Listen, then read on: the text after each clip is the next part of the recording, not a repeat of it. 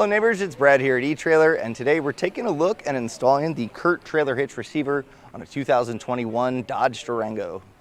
Now this is what your hitch is going to look like when it's installed, and it is an exposed cross tube, so it hangs down a little bit here and you can see the portion of the hitch, but overall it looks pretty clean.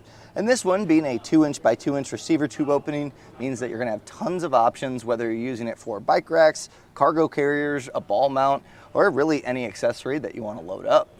Now any of those accessories are going to stay in place with a 5/8 pin and clip. Now this doesn't come with the hitch. A lot of your accessories when you pick them up will have those included, but if you want to pick up an extra or a locking version, we have plenty of those here at eTrailer. I really like the locking ones because once you have whatever accessory loaded up, you can lock it in place and know that no one's going to just pull your pin out and walk away with it.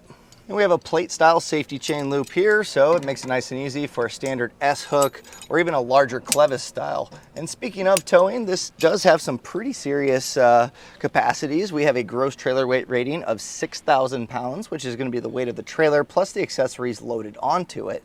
You also have a tongue weight rating of 600 pounds, which is going to be the downward pressure that's put on the inside of the receiver tube opening.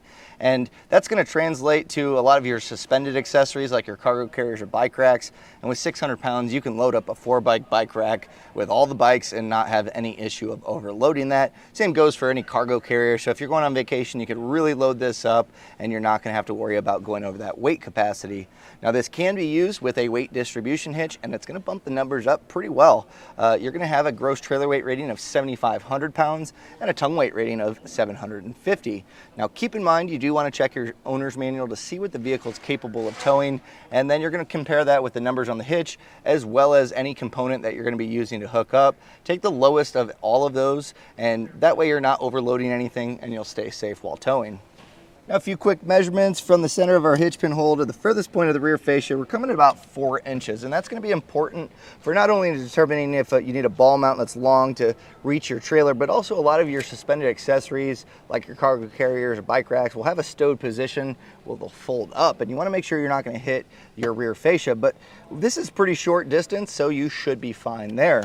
Now let's take a look at the ground clearance, and this one's coming in at about 13.5 inches, which is pretty decent. It's something to keep in mind when you have suspended accessories on. As you go up an incline, they're going to want to tilt towards the ground, so keep that in mind when you have those loaded up. You can also use that measurement to determine if you need a rise or a drop when choosing a ball mount. So measure the coupler of your trailer, and then you're going to do the math to figure out what you need to even that out. Now when it comes to the installation of the hitch, you'll be happy to find out that this one is super easy to do. You are going to want to lower down your spare tire, which you have all the tools in your vehicle to be able to do that, and the bolts are already in the weld nuts. So when you open the bag, you're going to have your instructions, and that's it, because you simply take those bolts down, raise the hitch up, tighten them in place, torque them, and you're good to go.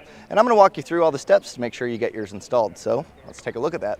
Now to begin our installation, we are going to want to lower down our spare tire, as that's going to give us a bunch more space to not only get our hitch up in place, but also just tightening it down. So if you've never lowered your spare tire on your Durango, we're going to use our tools in here to get that accomplished.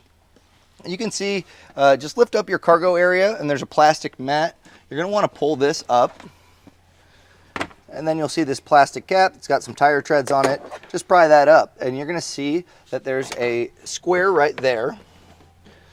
And without having to grab any other tools, we can actually grab our tool kit.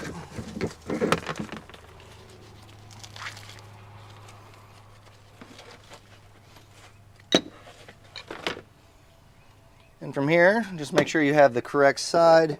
It should just slide over there. And then we can use our tools to lower this down by simply just cranking this.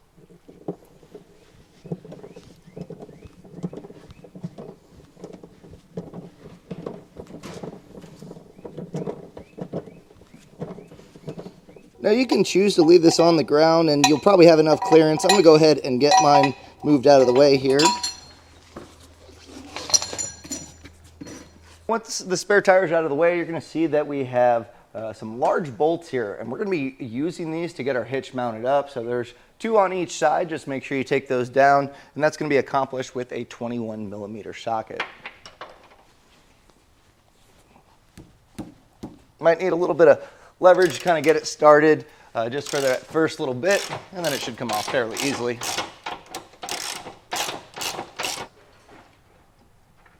And once you get all 4 removed, keep them handy because we're going to get ready to put our hitch up.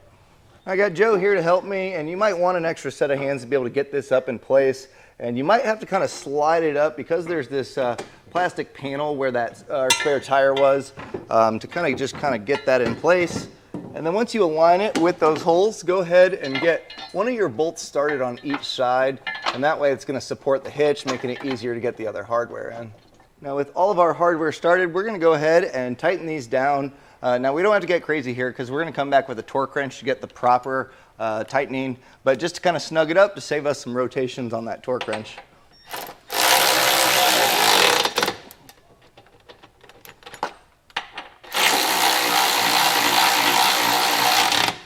With our torque wrench, we're going to set it to the torque settings found in the instruction manual and just go through all of them and torque them down properly. And this is going to be an important step because it's going to make sure that it's going to be tight enough to obviously hold the hardware in place for the lifespan of the hitch, but also it's not going to be too tight, putting stress on those weld nuts there. So if you need a torque wrench, we have these available here at eTrailer. You can generally go to an auto parts store and rent one for free. So we'll just go through and finish torquing up the rest of the hardware.